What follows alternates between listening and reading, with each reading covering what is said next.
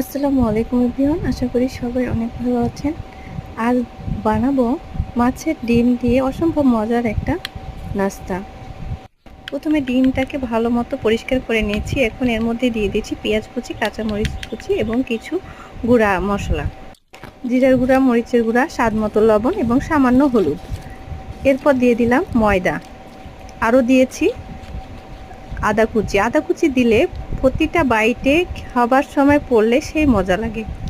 এখন ভালো করে ম্যাশ করে ভিতরের যে মাছের পাতলা আবরণটা ফেলে দিতে হবে। এখন গরম তেলে দিয়ে দিতে হবে সবটুকু।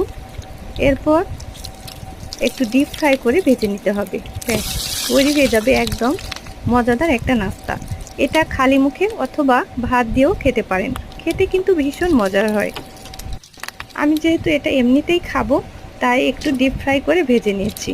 তবে এইভাবে ফ্রাই করে রান্নাও করলে বেশ মজার হয়। তো ভিডিওটি কেমন লাগলো অবশ্যই জানাবেন। সবাই অনেক বেশি ভালো থাকবেন। আসসালামু আলাইকুম।